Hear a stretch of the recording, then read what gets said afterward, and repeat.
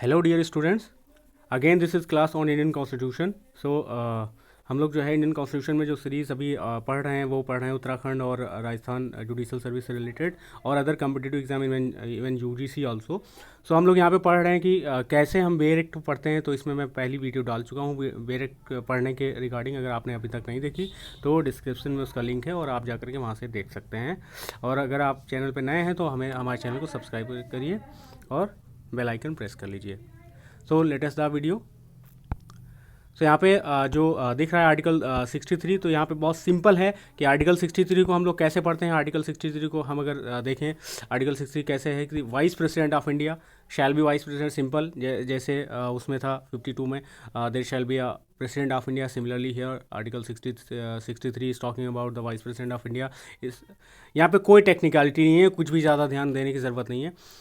64 में सिमिलरली अगर हम देखें तो यहाँ भी कोई भी टेक्निकलिटी नहीं है। तो यहाँ भी क्या कहते हैं, president shall be x official chairman a council of state.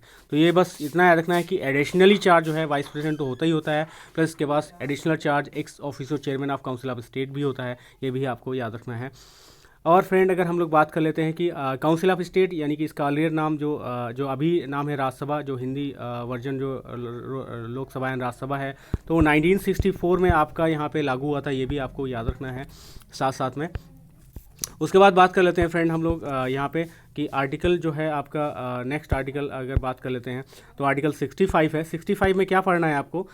65 में सिमिलर यहाँ पे बताया गया है कि कैसे वो अपनी ड्यूटी डिस्चार्ज करेगा at the time of vacancy. तो वैकेंसी के टाइम यहाँ पे याद रखना है सिर्फ, और कुछ नहीं याद रखना है कि एनी वैकेंसी अगर जो है ऑफिस ऑफ प्रेसिडेंट अगर वैकेंट है तो उस समय वाइस प्रेसिडेंट क्या करेगा, एज ए एक्ट करेगा प्रेसिडेंट। बस इतना याद रखना है। कब तक करता है? 6 मंथ तक करता है, क्योंकि कोई भी वैकेंसी 62 में आर्टिकल में हमने पढ़ ली है, वैकेंसी फिलअप कर ली जाएगी 6 मंथ के अंतर्गत। ये दिस इज़ द रिक्वायरमेंट। और अगर यहाँ पे दोनों एब्सेंट होते हैं, प्रेसिडेंट एंड वाइस प्रेसिडेंट, तो of course CGI will be the act as a president. तो ये भी याद रखना है आपको। नेक्स्ट आर्टिकल की बात कर लेते हैं हम लोग यहाँ पे। तो यहाँ पे और क्या चीज़ें यहाँ पे मेंशन है कि वो किस तरीके से अपनी ड्यूटी डिस्चार्ज करेगा और क्या चीज़ें होंगी, तो दैट्स नॉट इम्पॉर्टेंट। आर्टिकल 66 की अगर बात करते हैं तो इलेक्शन ऑफ वाइस प्रेसिडेंट कैसे होगा, तो यहाँ पे एक इंपॉर्टेंट बात याद रखनी है। जैसे 54 में हमने पढ़ लिया था इलेक्शन ऑफ प्रेसिडेंट के बारे में, तो वहाँ पे क्या मेंशन था, सिमिलरली यहाँ पे क्या क्या चीज़ें हैं और यहाँ पे क्या डिफरेंसेस हैं वो आपको यहाँ पे नज़र आएंगे। तो देखिएगा आर्टिकल 66 में दिया गया है इलेक्शन ऑफ वाइस प्रेसिडेंट। तो वाइस प्रेसिडेंट सिमिलर जो बात आती है वहाँ पे क्वेश्चन में लिखी रहती है कि vice president shall be elected by the members of electoral college. तो ये भी एक जो है क्या है कि वाइस प्रेसिडेंट जो है उसके लिए इलेक्शन क्या प्रोसेस क्या है, तो वो इलेक्टोरल कॉलेज के उससे बनेगा, इलेक्टोरल कॉलेज। और वो इलेक्टोरल कॉलेज यहाँ पे कंसिस्ट होगा। तो यहाँ पे आपको याद रखना है कि कितने लोग उसमें होने चाहिए इलेक्टोरल कॉलेज में। तो यहाँ पे जो है और क्या यहाँ पे कौन कौन होते हैं इलेक्टोरल कॉलेज में, तो ये आपको याद रखना है। मैं आपको बताने वाला हूँ यहाँ पे। तो यहाँ पे जो आर्टिकल में यहाँ पे मेंशन है, देख पा रहे होंगे आप, कंसिस्टिंग इलेक्टोरल कॉलेज यहाँ पे कंसिस्ट करता है members of both house of the parliament. ये आपको याद रखना है। जबकि हम अगर आर्टिकल 54 की बात करें तो वहाँ पे क्या डिफरेंस था कि वहाँ पे जो है both house of the parliament तो थे ही, प्लस वहाँ पे लेजिस्लेटिव असेंबली के मेंबर्स भी थे, इलेक्टेड मेंबर्स। और वहाँ पे जो है यूटी एंड जो है आपका यूटी कौन सी जो आपका दिल्ली है और आपका पुडुचेरी, ये शामिल थे वहाँ पे, जो 70th अमेंडमेंट के थ्रू आए थे वहाँ। तो ये आपको याद रखना है, यहाँ पे थोड़ा सा डिफरेंस है। नेक्स्ट आर्टिकल कर लेते हैं हम लोग। आर्टिकल नेक्स्ट जो हमारा आर्टिकल है, और इसी में कुछ इंपॉर्टेंट पॉइंट्स हैं, एक्स्ट्रा पॉइंट्स हैं, वो आपको याद रखना है कि कंडीशन ऑफ वाइस प्रेसिडेंट कहाँ पे दी गई। तो आर्टिकल क्लॉज 2 जो है आर्टिकल 66 का आर्टिकल जो है क्लॉज 2 जो है वो बात करता है condition of vice president. Condition of याद रखना है, वीसी की कंडीशन यहाँ पे दी है, condition of vice president friend. उसके बाद बात कर लेते हैं कि क्या कंडीशन है वो सिमिलर है कि वो किसी भी उसका मतलब अगर मेंबर है स्टेट या फिर यूनियन का, तो फिर उसको जो है वो रिज़ाइन देना पड़ेगा। That's important also. और उसके बाद बात कर लेते हैं वहाँ पे क्या बात कर लेते हैं, आर्टिकल 66 में जो क्लॉज 3 है वो बहुत इंपॉर्टेंट है। क्वालिफिकेशन की बात की गई है, क्वालिफिकेशन की बात की गई है फ्रेंड, ये आपको याद रखना है। तो यहाँ पे क्वालिफिकेशन क्या होनी चाहिए, क्वालिफिकेशन जो है यहाँ पे जो मेंशन है, तो आपको यहाँ पे क्वालिफिकेशन के पॉइंट ध्यान देने की ज़रूरत है। सिटीजन ऑफ इंडिया होना चाहिए, मिनिमम 35 ईयर एज होनी चाहिए, एज सिमिलर प्रेसिडेंट और वाइस प्रेसिडेंट। यहाँ पे एक डिफरेंस है, यहाँ पे जो है वहाँ पे जब प्रेसिडेंट में हमने पढ़ा था तो qualified for election as a member of House of the People वहाँ पे था। लेकिन यहाँ पे क्या मेंशन है, यहाँ पे मेंशन है कि जो वाइस प्रेसिडेंट होगा वो member of council of state, ये आपको याद रखना है। ये एक थोड़ा सा यहाँ पे डिफरेंस है। उसके बाद बात कर लेते हैं हम लोग फ्रेंड, और क्या यहाँ पे बात की गई है। यहाँ पे एक और बात की गई है, इंपॉर्टेंट बात ये है कि आर्टिकल 66 में जो है क्या बात है, तो आर्टिकल 67 यहाँ पे टर्म ऑफ ऑफिस यानी कि कितने साल तक रहेगा, term of office of vice president कितने साल तक रहेगा। तो अगर उसको ये फॉलोइंग कंडीशन सब्जेक्ट माइंड में रखते हुए हम लोग बात करें तो वो जो है 5 ईयर्स तक एक्सरसाइज करेगा, अपनी जो भी ड्यूटी अपना ऑफिस होल्ड करके रख सकता है। यहाँ पे एक और बात इंपॉर्टेंट है कि यहाँ पे क्या की चीज़ें, फिर रिजिग्नेशन की बात है यहाँ पे, तो वो क्या कर सकता है, वो अपना रिज़ाइन किसको देगा, वो जो है यहाँ पे एक क्वेश्चन बन जाता है कि राइटिंग में किसको एड्रेस करेगा रिज़ाइन टू प्रेसिडेंट, ऐसे आपको पढ़ना होता है। यानी कि आपको पहले लिखना है वीसी जो है क्या करेगा, राइटिंग में जो है एड्रेस करेगा ए लेटर, राइटिंग में एड्रेस करेगा एक लेटर, कैसा लेटर, वो रिज़ाइन का लेटर होगा, किसको, टू प्रेसिडेंट। इस तरीके से हमें जो है मेंशन करना है फ्रेंड, आपको याद रखना है ये वाली चीज़ें कि क्या चीज़ें होती हैं यहाँ पे। तो जो है यहाँ पे ये चीज़ें हैं। और अगला आर्टिकल हम लोग बात करें तो आर्टिकल जो है नेक्स्ट पॉइंट क्या है, एक तो यहाँ पे ये वाली बात थी, उसके बाद क्या बात है नेक्स्ट आर्टिकल में, तो यहाँ पे देख लीजिए इसका बी क्लॉज जो है कि वो कैसे और हटाया जा सकता है। तो ये प्रोसेस थी, वाइस प्रेसिडेंट में be removed from his office by resolution of council of State passed by majority of all. यहाँ पे एक चीज़ याद रखने वाली है कि वहाँ पे हमने जो इससे पहले पढ़ा था, वहाँ पे क्या पढ़ा था फ्रेंड, वहाँ पे एक इंपॉर्टेंट चीज़ हमने पढ़ी थी, किस तरीके की थी वहाँ पे, और क्या था वहाँ पे, तो वहाँ पे जो है हमने पढ़ा था कि प्रेसिडेंट कैसे हटाया जाएगा, प्रेसिडेंट का रेजोल्यूशन जो है कैसे लाया जाएगा, तो वो आइदर ऑफ द हाउस। और वहाँ पे हमने कहा था कि रेजोल्यूशन के लिए वहाँ पे एक चीज़ है इंपॉर्टेंट, वो ये है कि रेजोल्यूशन का जो एक इम्पॉर्टेंट पॉइंट है फ्रेंड, वो क्या है, वो जो है अगर हम लोग बात करें तो रेजोल्यूशन का जो एक पॉइंट वहाँ पे था कि जो रेजोल्यूशन यानी कि नोटिस जो जाएगी वहाँ पे 1/4 मेंबर देंगे उसको, एटलीस्ट साइन 1/4 मेंबर्स जो है साइन होना चाहिए। रेजोल्यूशन 2/3 के द्वारा चलाया जाएगा, ये हमने वहाँ पे पढ़ा था। लेकिन यहाँ पे थोड़ा सा केस डिफरेंट है। यहाँ पे आपको याद रखना है जो सबसे इम्पोर्टेंट बात है कि वाइस प्रेसिडेंट जो है कि केस में रिमूवल के लिए जो है जो बात लाई जाएगी, रेजोल्यूशन चलाया जाएगा, वो काउंसिल ऑफ स्टेट, चूँकि काउंसिल ऑफ स्टेट का मेंबर होता है इसलिए काउंसिल ऑफ स्टेट की यहाँ पे प्रायोरिटी है। Passed by majority of all then members of council and agreed by House of the People, और एग्री होना चाहिए। तो यहाँ पे क्या है, अगर आपका डिफरेंस पूछा जाता है कि पावर ऑफ जो लोकसभा एंड राज्यसभा के बीच में अगर कोई बात पूछी जाती है तो आप यहाँ इसको कोट कर सकते हैं उस वाले कंडक्ट आर्टिकल में भी कि जो है यहाँ पे वाइस प्रेसिडेंट के मामले में काउंसिल ऑफ स्टेट जो है वो रेजोल्यूशन लाता है और उसमें एग्रीड होता है हाउस ऑफ द पीपल, ये आपको याद रखना है। But no resolution for the purpose of this clause shall be moved unless at least 14 days notice जो है होनी चाहिए given for intention to move. यहाँ पे इंटेंशन टू मूव, यहाँ पे कोई संख्या नहीं दी गई है कि 1/4 होनी चाहिए या कितने होने चाहिए, यहाँ पे एक और ये डिफरेंस है। बस सिर्फ इतना कहा गया कि 14 दिन की नोटिस जो है intention to move to resolution, तो ये चीज़ यहाँ पे याद रखने की ज़रूरत है। फिर अगला आर्टिकल की हम लोग अगर बात करें तो आर्टिकल 68 क्या बात करता है, वो बात करता है time of holding election to fill vacancy in the office of vice president.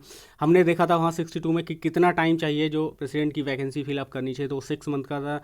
लेकिन यहाँ पे as soon as possible word use हुआ है, देखिएगा फ्रेंड यहाँ पे ये वैकेंसी के टाइम में, यानी कि वाइस प्रेसिडेंट अगर वैकेंट है यानी कि उसकी सीट खाली है तो उस समय कितना टाइम होना चाहिए। यहाँ पे जो की पॉइंट है कि कितना टाइम होना चाहिए वहाँ पे कि उसकी वैकेंसी जो है वो प्रोसेस कंप्लीट की जाए। तो बिफोर यहाँ पे एक चीज़ याद रखनी है कि यहाँ पे कोई ऐसा टाइम 6 मंथ या ऐसा कुछ नहीं दिया गया है। यहाँ पे सिर्फ इतना दिया गया है कि जितना जल्दी हो सके, यानी कि जितना टाइम मतलब जितना जल्दी आप कर सकते हैं उसको, वो अप्रोप्रिएट टाइम में आप उसको कर सकते हैं। यहाँ पे देखिए ये लिखा हुआ है कि एज सुन एज पॉसिबल, है ना, एज सुन एज पॉसिबल, ये इंपॉर्टेंट बात है बस यहाँ पे, और कुछ नहीं है यहाँ पे। तो टर्म के मामले में अगर होल्डिंग अगर फिर यानी कि वैकेंट्स ऑफ द सीट, अगर वाइस प्रेसिडेंट की वैकेंट सीट है तो फिर उसको जो है एज सुन एज पॉसिबल, बस यही इतना इनफ है। तो ये भी एक डिफरेंस है प्रेसिडेंट एंड वाइस प्रेसिडेंट के आर्टिकल में। तो इतना ही आपको याद रखना है, इसमें कुछ भी एक्स्ट्रा पढ़ने की ज़रूरत नहीं है। मैं जितनी सी बातें बोल रहा हूँ आपको सिर्फ और इतना ध्यान देकर जाना है आपको, इससे ज़्यादा कुछ भी नहीं पढ़ना है फ्रेंड। नेक्स्ट पॉइंट देख लेते हैं कि आर्टिकल 69 में क्या बात कही गई। आर्टिकल 69 में ओथ और अफर्मेशन, यानी कि इसको सिंपल है, ओथ कौन दिलाता है, तो ओथ सिंपल सी बात है। यहाँ पे क्या लिखा हुआ है, और ये देखो बिफोर प्रेसिडेंट, बस हो गया काम खत्म। यहाँ पे आर्टिकल आपका 69 कंप्लीट, ज़्यादा नहीं पढ़ना है आपको। 70 की बात कर लेते हैं। 70 में क्या है, discharge of president function in other contingencies. Suppose करो पार्लियामेंट में make such provision as the things fit for the discharge of function of president in any contingency not provided for this chapter. क्या है कि अगर suppose करो कोई other contingencies आती है तो दो की इस चैप्टर में चीज़ें प्रोवाइड नहीं करी गई हैं, लेकिन ये पार्लियामेंट के पास पावर, तो सिर्फ कंटीजेंसी यानी कि discharge of the president function contingencies के टाइम में, तो इसके लिए लॉ कौन बनाता है, सिर्फ इतना क्वेश्चन पूछा है तो पार्लियामेंट आप यहाँ पे याद रख सकते हैं। 70 में पार्लियामेंट जो है वो ये वर्ड आपके लिखे होंगे यहाँ पे कि discharge of the president function in other contingencies, तो उसके लिए कौन कानून बनाएगा, वो पार्लियामेंट बनाएगी। तो इतना याद रखना है सिर्फ आपको, इससे ज़्यादा नहीं याद रखना है। 71 की बात कर लेते हैं। Matter relating to connected with the election of vice president, कहाँ जाएगा और कौन डिसाइड करेगा।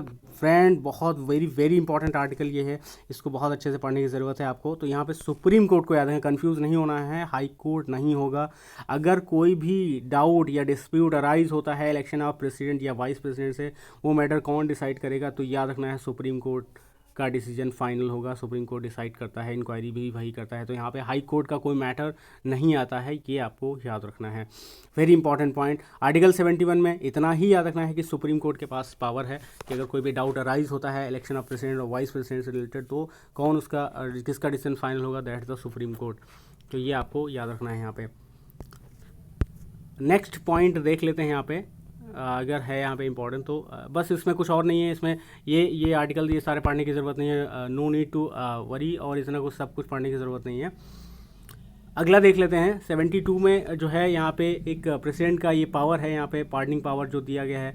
तो ये जो पॉइंट है यहाँ पे खासकर ये जो इसमें जो एडिशनल ये जो एडेड पॉइंट है उसकी, इसका मीन्स क्या होता है, इसका मीन्स क्या होता है, इनको आप थोड़ा सा देख लीजिएगा कि पार्डन जो है रिप्यूज, स्पाइड, रिमिशन, पनिशमेंट है ना, टू सस्पेंड, रेमिट और commute the sentence of any person convicted of any offence. तो मैं इस क्लास में नहीं, नेक्स्ट क्लास में आपको बता दूंगा इस पॉइंट्स के बारे में।